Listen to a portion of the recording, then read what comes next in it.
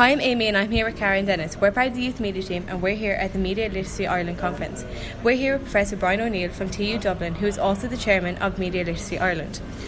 Brian, you spoke earlier about how Media Literacy Ireland has evolved from a group of 27 members in 2017 to more than 120 members in 2019. Can you tell us some of the work undertaken in that time? Well, it has been a fantastic development over such a short space of time to be able to grow our membership in quite that way.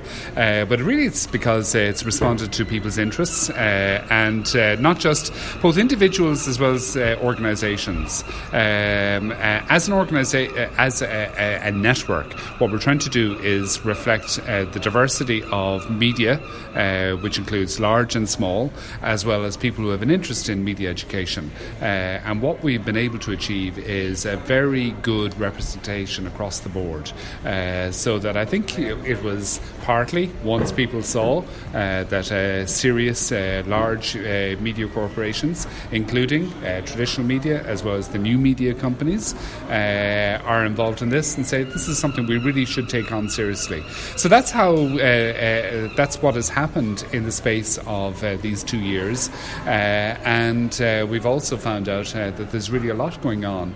And the benefit of being able to share that activity in a single discussion platform such as we have, to be able to promote that through events, that's worked out very, very positively. So I'm very pleased to say that 2 years on, very successful. I know that the media team were there at the beginning, so you saw some of the early origins of this, and you can see now that this is a significant national movement with a national profile. What are the future plans for Media Literacy Ireland?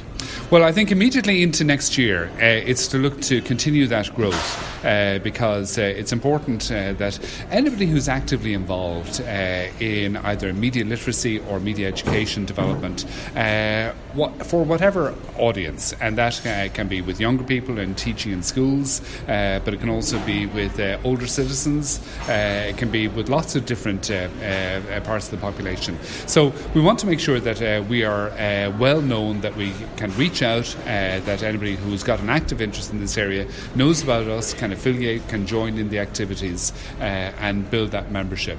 Now, we've also got some specific plans. We very much want to build on the success of the campaign, which is called Be Media Smart. So that will run again next year.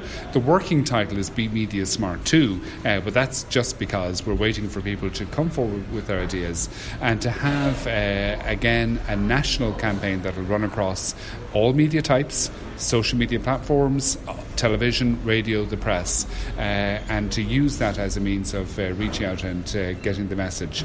The specific target is going to be youth media next year, so it'll be of particular interest to yourselves, and I think there'll be a great opportunity there, both to showcase and to be able to try to support activities in that area.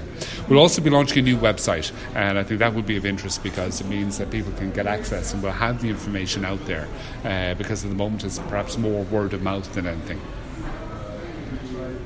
Do you have any advice for young people like ourselves around media literacy?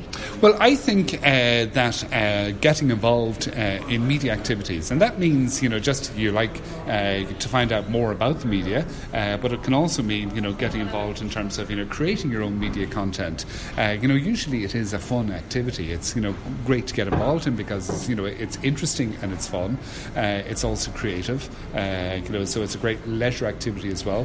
Any of your interests can have an outlet through a media platform, and whether you like to write scripts or make short films, you're interested in music, you're able to create video clips, any of these things can be relevant and worthwhile.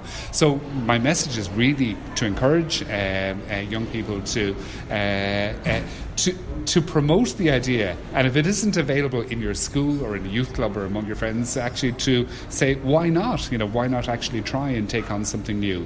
The technology is widely available, and you can see here that there are lots of really interesting activities. There are competitions, and there are ways in which work that you do can be promoted to a wider audience, and you can have both a lot of fun along the way and learn a lot of interesting things about the media as a result. Thank you. Thank you.